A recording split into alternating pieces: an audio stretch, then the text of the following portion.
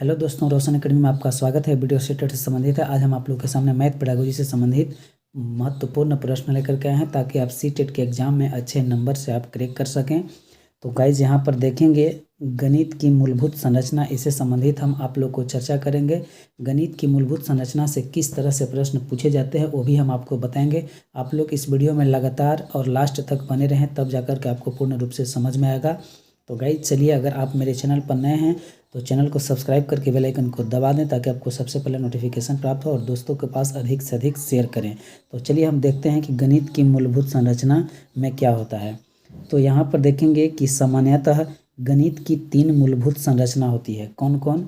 तो पहला बीजगणितीय संरचना, दूसरा क्रमिक संरचना और तीसरा तलरूप संरचना। ये आपका गणित के 3 मूलभूत संरचना है।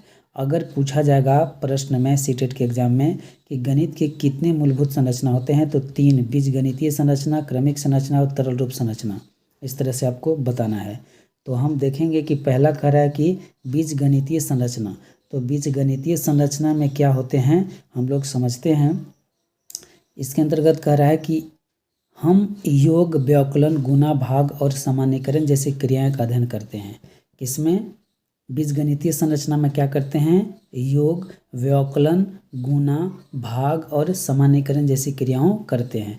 तो अगर आपको इसमें ऑप्शन से पूछा जाएगा इस तरह से कि किस संरचना में योग, व्यवकलन, गुणा, भाग आदि की क्रियाएं होता है, तो आपको बताना होगा बीजगणितीय संरचना। इस तरह से आपको ऑप्शन में देखने को मिलेंगे। तो गाइस, आप लोग, हम समझ रहे हैं कि आप लोग समझ रहे होंगे इसको पूरी तरह से। तो आगे देखते हैं दूसरा प्रश्न। दूसरा देखते हैं क्या कर रहा है, क्रमिक संरचना।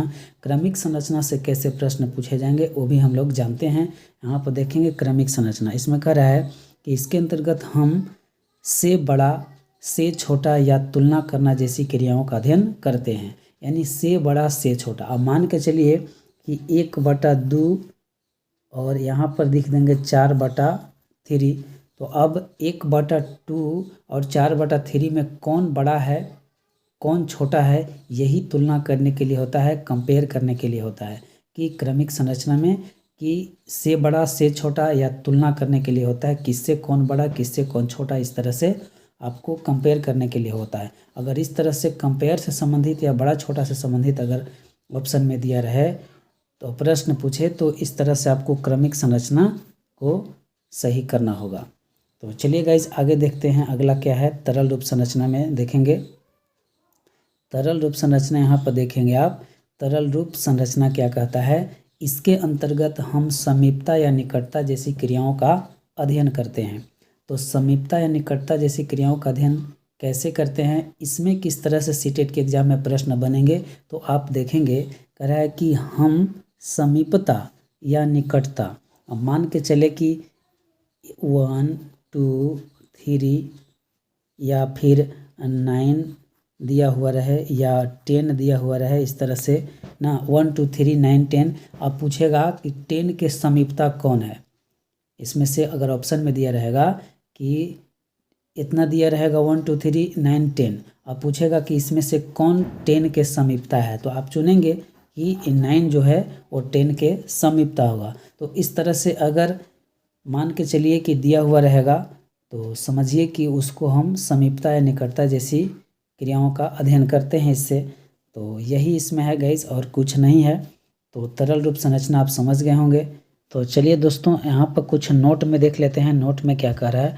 नोट में कह रहा है गणितीय संक्रिया के 4 आधारभूत लक्षण योग, व्यवकलन, गुणा और भाग हैं। अगर पूछेगा संक्रिया के बारे में कि गणितीय संक्रिया कितने होते हैं, तो गणितीय संक्रिया 4 होते हैं। कौन कौन? गणितीय संक्रिया के 4 आधारभूत लक्षण होते हैं। कौन कौन होता है? तो योग होता है, व्यवकलन होता है, गुणा होता है, भाग होता है। यही इसमें है, आप लोग याद रखेंगे। गणितीय संक्रिया पूछे कि संक्रिया के कितने आधारभूत लक्षण हैं, तो 4 लक्षण हैं: योग, व्यवकलन, गुणा, भाग। तो आगे इससे संबंधित एक प्रश्न हम देख लेते हैं किस तरह से आपको सीटेट के एग्जाम में पूछे जाएंगे। तो यहाँ पर देखेंगे प्रश्न आपको दिया हुआ है, किस गणितीय संरचना के अंतर्गत विभिन्न प्रत्ययों जैसे समीपता या निकटता आदि को सम्मिलित किया गया है ना। किस गणितीय संरचना के अंतर्गत प्रत्ययों जैसे सीमा, समीपता, निकटता आदि जैसे सम्मिलित क्रिया किया गया है? तो पहला है बीजगणितीय संरचना, दूसरा है तरल रूप संरचना, तीसरा है क्रमिक संरचना और चौथा है उपयुक्त में से सभी। तो आप लोग आई होप हम उम्मीद करते हैं कि आप अच्छी तरह से इस वीडियो के माध्यम से आप गणितीय मूलभूत संरचना को आप समझ गए होंगे गाइस। अगर समझ गए हैं तो आप कमेंट में ज़रूर लिखें कि ताकि आप समझ गए हैं कि नहीं। तो अगर समझ गए हैं तो गाइज आप लोग लाइक शेयर सब्सक्राइब चैनल को ज़रूर कर लें और एक से दूसरे आप छात्र के पास ज़रूर शेयर करें। तो गाइज इसमें आपका आंसर हो जाएगा दूसरा, क्योंकि कह रहा है कि सीमा या समीपता निकटता की बात जो तरल रूप संरचना में होता है। क्या होता है? समीपता या निकटता की बात किस में होता है? तरल रूप संरचना में होता है। इस वजह से तरल रूप संरचना आपका ऑप्शन नंबर दूसरा आंसर हो जाएगा। आप यहाँ पर देख सकते हैं तरल रूप संरचना, यहाँ पर तरल रूप संरचना देखिए समीपता या निकटता की बात कहा जा रहा है, तो आपका दूसरा आंसर हो जाएगा तरल रूप संरचना। तो गाइज आई होप हम उम्मीद करते हैं कि पूर्ण रूप से आप इस वीडियो के माध्यम से आप समझ गए होंगे गाइज। तो चलिए यह वीडियो कैसा लगा आप कमेंट बॉक्स में लिख कर ज़रूर बताएंगे और अपने दोस्तों के पास अधिक से अधिक शेयर करें। तो गाइज इस वीडियो को देखने के लिए, प्यार देने के लिए धन्यवाद। जय हिंद, जय भारत। फिर हम अगली वीडियो में मिलेंगे।